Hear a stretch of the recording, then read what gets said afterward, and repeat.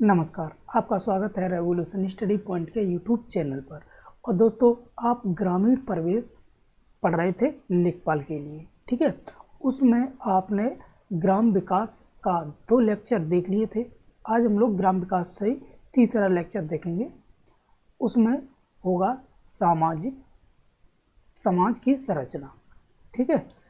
आपको बताया था 5 भागों में हम लोग डिवाइड करेंगे ग्राम विकास को: राजनीतिक संरचना, सामाजिक संरचना, आर्थिक संरचना और धार्मिक संरचना में, ठीक है। तो आज हम लोग पढ़ेंगे सामाजिक संरचना, मतलब समाज की संरचना कैसे हुई, ठीक है, वो देखेंगे। तो आप लोगों को PDF मिलेगी, वो आप लोग डाउनलोड कर लीजिएगा, ठीक है। तो स्टार्ट कर दो भाई, हेडिंग बना लो, क्या? समाज की संरचना। समाज की संरचना की संरचना, ठीक।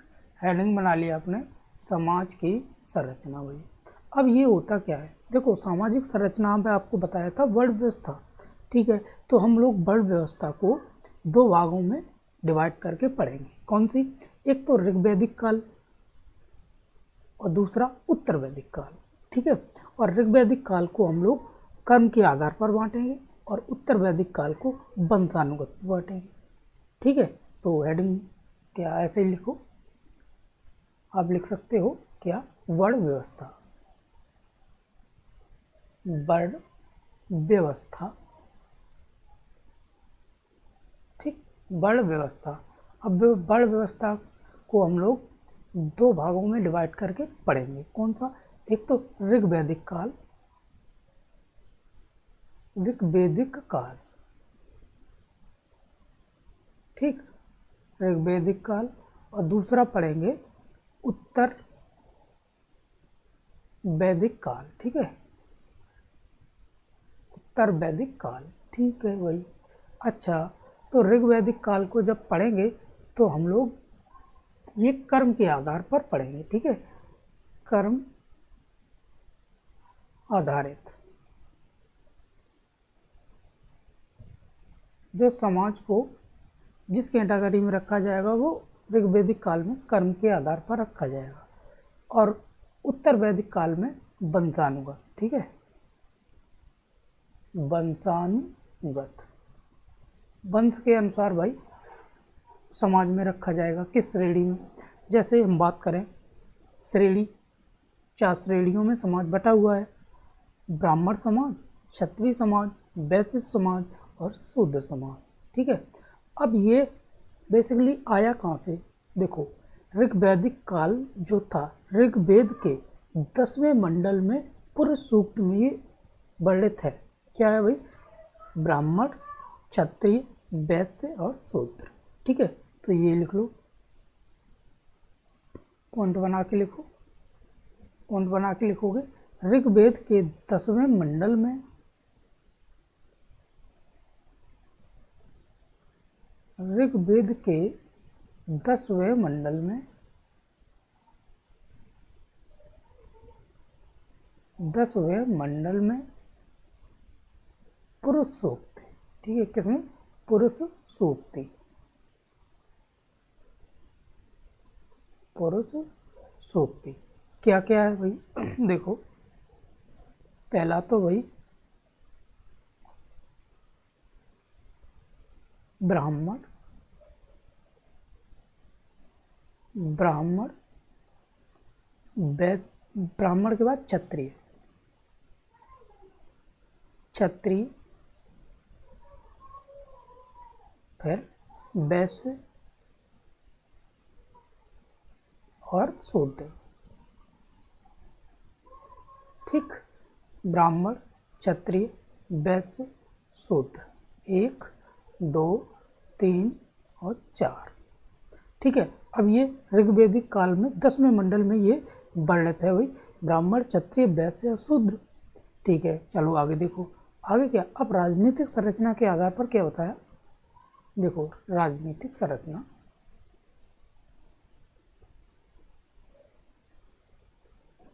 राजनीतिक संरचना, राजनीतिक संरचना में राज्य, तो इसे क्या बोलते हैं भाई, राजन, विश्व, ये होता है विश्वपति, विश्वपति, और जन, जन को गोप से, ठीक है, क्या है, गोप, और गांव, गांव में ग्रामणी, ठीक, ग्रामणी, और उसके बाद कुल, कुल यानी परिवार होता है भाई, परिवार, तो ये होगा भाई कुलप, ठीक है। अब देखो, कुल यानी परिवार से गांव बना, गांव से जन, जन से विश्व, और विश्व से राज्य, ठीक है, आप ये समझ गए। अच्छा, अब ये तो जान गए क्या संरचना टाइप, ठीक है। अब देखो, उत्तर प्रदेश के बारे में पढ़ रहे हैं, ग्रामीण परिवेश उत्तर प्रदेश का, यानी लेखपाल किसके लिए, उत्तर प्रदेश, तो उत्तर प्रदेश का पहले तो जो डेटा है वो देखते हैं। चलो, अब उत्तर प्रदेश जनगणना, हेडिंग बना लो, उत्तर प्रदेश जनगणना, उत्तर प्रदेश जनगणना, ठीक है, उत्तर प्रदेश जनगणना ये होगी। अब बात करते हैं हम लोग क्या, देखो वृद्धि कितनी हुई जनगणना में, तो 10 साल की जनगणना होती है, ठीक है, 10 की वृद्धि दर उत्तर प्रदेश में 20.9% वृद्धि हुई। और भारत की बात करें तो कितनी हुई, तो भारत की बात करें तो 17.7% की वृद्धि हुई, ठीक है, लिखो।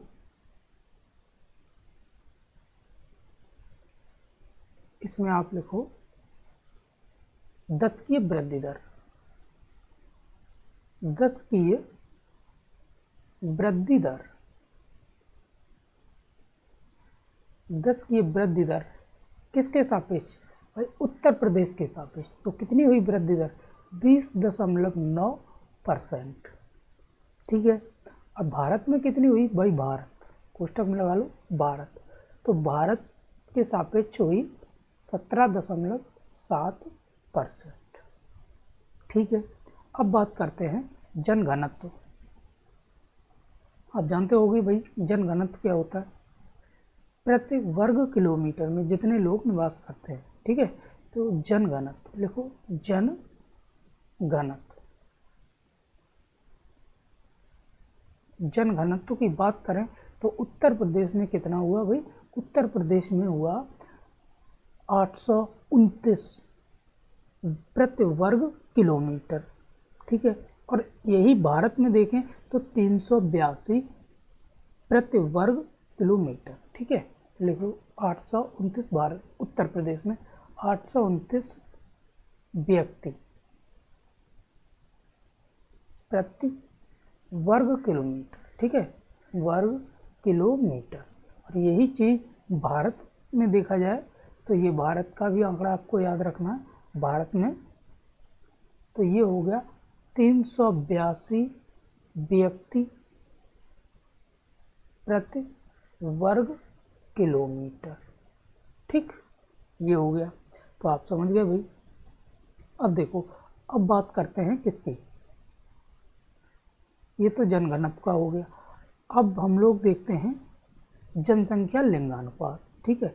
अच्छा, जनसंख्या लिंगानुपात उत्तर प्रदेश में 1000 पुरुषों पर 912 महिलाएं हैं भाई, और भारत की बात की जाए तो भारत में 943 1000 पुरुषों पर, ठीक है। तो इसका मतलब क्या हुआ, मतलब ये हुआ जनसंख्या लिंगानुपात में 1000, उत्तर प्रदेश में 1000 पुरुष होंगे तो 9 से 12 लोगों की केवल शादी होगी, क्योंकि 9 से 12 महिलाएं हैं और बाकी 88 लड़वे रह जाएंगे भाई, ठीक है, आप समझ गए। लिखो यही जनसंख्या लिंगानुपात, जनसंख्या लिंगानुपात, लिंगानुपात। तो जनसंख्या लिंगानुपात उत्तर प्रदेश में देखा जाए तो 9 से 12, 9 से 12 क्या होगी भाई, महिलाएं। ठीक है।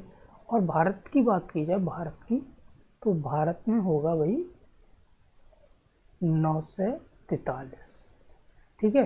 भारत में कितना होगा, 9 से 43। उत्तर प्रदेश में कितना होगा, 9 से 12। आप डाटा को याद रखना। ठीक है। अब ये तो हो गई बात भाई जनसंख्या लिंगानुपात की। अब देखते हैं साक्षरता के मामले में। तो भाई आगे देखो साक्षरता। तो साक्षरता की बात करेंगे तो देखो उत्तर प्रदेश में 67.7% साक्षरता है। ठीक है। पढ़े लिखे कितने हैं भाई, 67.7%। और भारत की बात करें पूरे भारत की तो 73% साक्षर है भारत। ठीक है। तो लिखो भाई, क्या लिखोगे, साक्षरता, साक्षरता, साक्षरता उत्तर प्रदेश की बात करें तो ये हो जाएगा कितना, 67.7%, 67.7%। और यही चीज़ भारत के सापेक्ष देखा जाए तो भारत है भाई 73% साक्षर। ठीक है। अब इसमें भाई साक्षर तो हो गया पूरा। अब स्त्री और पुरुष अलग अलग जो आंकड़े हैं वो देखते हैं। अब स्त्री पुरुष का आंकड़ा देखें हम लोग तो क्या होगा, देखो पुरुष का आंकड़ा 77% और महिलाओं का आंकड़ा 57.2%। ठीक है। उत्तर प्रदेश में लिखो, क्या लिखोगे, पुरुष, पुरुष साक्षरता, पुरुष साक्षरता,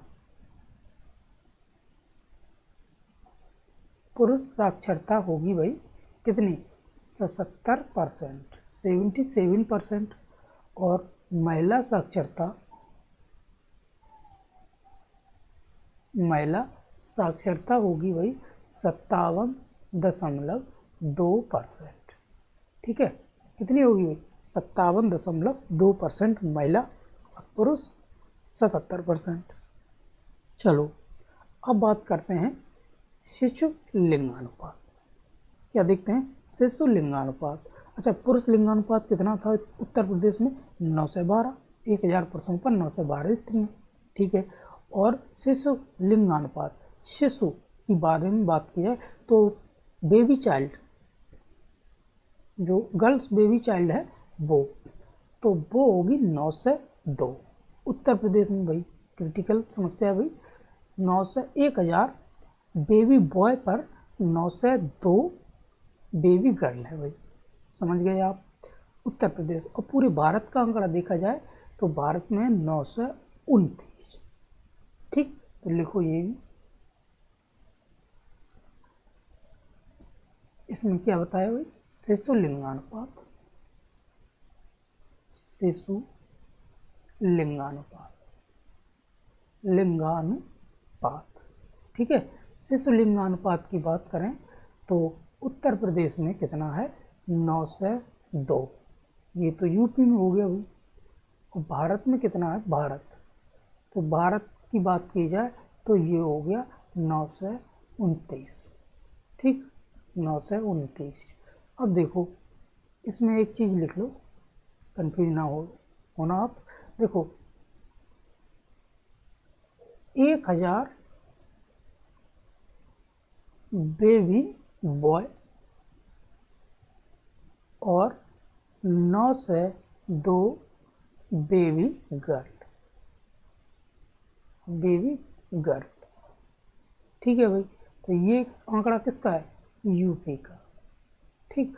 अगर पूरे भारत की बात की जाए तो कितना हो जाएगा भाई पूरे भारत में, तो ये होगा 1000 बेबी बॉय पर 9 से 29 बेबी गर्ल। ठीक है। तो ये हो गया इंडिया का, पूरे भारत का। तो आप ये आंकड़ा देख सकते हो, उत्तर प्रदेश भाई पिछड़ा हुआ है भारत की अपेक्षा। ठीक है, तो सुधार करने की भाई आवश्यकता है इसमें। देखो देखो आगे बात करें हम लोग अनुसूचित जाति जनसंख्या में। अनुसूचित जाति जनसंख्या में उत्तर प्रदेश पहले स्थान पर है भाई। अनुसूचित जाति जनसंख्या में उत्तर प्रदेश प्रथम स्थान पर है भाई। और अनुसूचित जाति जनसंख्या का परसेंटेज पूछा जाए तो 20.7%। परसेंटेज के मामले भाई चौथा स्थान है। तो लिखो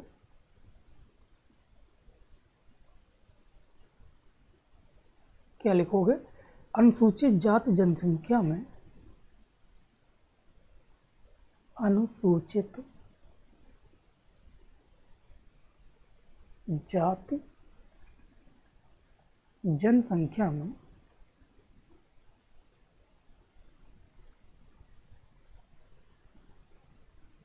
यूपी कितना है भाई, प्रथम स्थान पर। ठीक है, और अनुसूचित जाति जनसंख्या प्रतिशत में यूपी कितना है भाई, यूपी है 20.7% यानी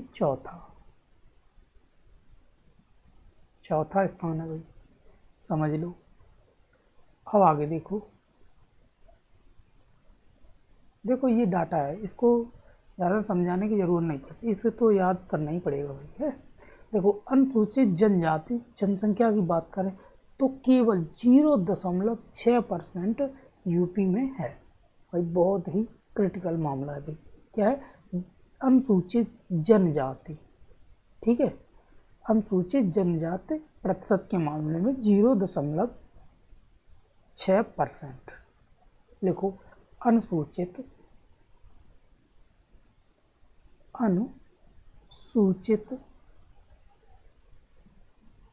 जनजाति अनुसूचित जनजाति क्या है भाई, जनसंख्या परसेंट, जनसंख्या प्रतिशत कितना है, 0.6% केवल। ये यूपी का आंकड़ा है, समझ गए भाई आप। ठीक, तो ये तो हो गया डाटा भाई ऐसा। अब बात करते हैं यूपी की प्रशासनिक संरचना में। ठीक है, अब देखो यूपी हेडिंग बनाओ, यूपी की प्रशासनिक संरचना। उत्तर प्रदेश की प्रशासनिक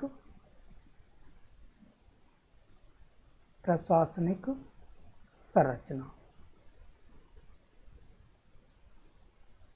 उत्तर प्रदेश की प्रशासनिक संरचना देखो इसमें क्या है, हम बात करेंगे उत्तर प्रदेश की प्रशासनिक संरचना में।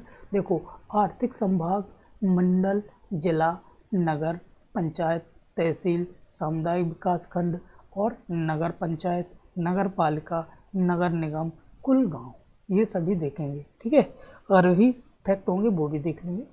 तो ये उत्तर प्रदेश की प्रशासनिक संरचना है भाई। ठीक है, आंकड़ों सहित। अब देखो लिखो भाई आर्थिक संभाग, आर्थिक संभाग कितना है भाई, यूपी में 11, आर्थिक संभाग 11 है। ठीक है, मंडल की बात की जाए तो मंडल बताओ भाई आप,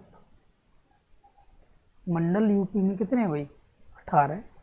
और नया मंडल जो बना हुआ है वो बताओ कौन सा है, अलीगढ़। ठीक है, आगे बात कर रहे उत्तर प्रदेश में जिलों की संख्या। तो जिलों की संख्या आप जानते हो भाई 75 है। नगर कितनी है भाई, नगर की बात करें तो ये होंगे भाई कितने नगर हैं, 915। ठीक है, 915 नगर हैं, समझ लो। अब ग्राम पंचायत की बात करें, ग्राम पंचायत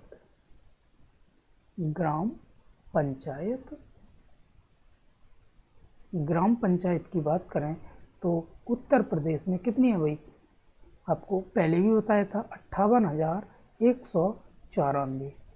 हाँ, डाटा जो है 58 से थोड़ा बहुत आगे पीछे हो सकता है नए के अनुसार, ठीक है।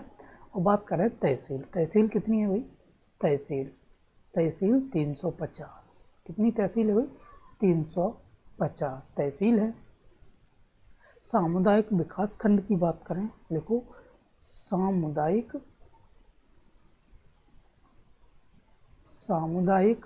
विकास खंड,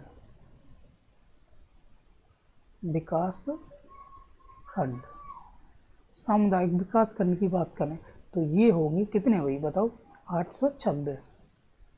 सामुदायिक विकास खंड है भाई 826, ठीक है भाई। और नगर पंचायत की बात करें, नगर पंचायत की बात करें तो ये होंगे भाई 518। नगर पंचायत 518 हो जाएंगे। नगर पालिका की बात करें, नगर पालिका होंगी भाई 200 उत्तर प्रदेश में, ठीक है। और नगर निगम की बात करें, नगर निगम की बात करें तो ये है भाई 17 नगर निगम, ठीक है। और कुल गांव की बात करें, कुल गांव ग्राम पंचायत कितनी है भाई, ग्राम पंचायत 58,194। और कुल गांव की बात करें तो ये हो जाएंगे भाई 1,06,774। ये आंकड़ा है भाई, कितना, 1,06,774। तो ये आपका आंकड़ा हो गया भाई, ठीक।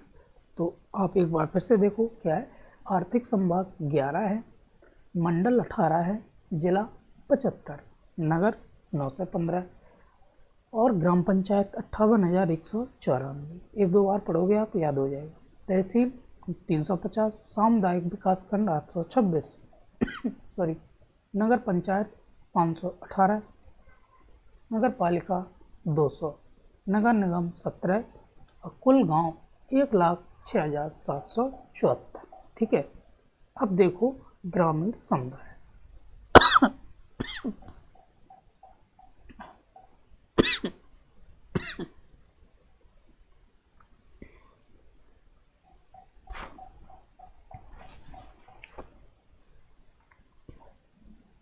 दोस्तों क्लास को यहीं समाप्त कर रहे हैं, थोड़ा गले में प्रॉब्लम होगी, कल यहीं से कंटिन्यू कर देंगे, ठीक है। तो आप लोग PDF को डाउनलोड कर लेंगे। जय हिंद, जय भारत।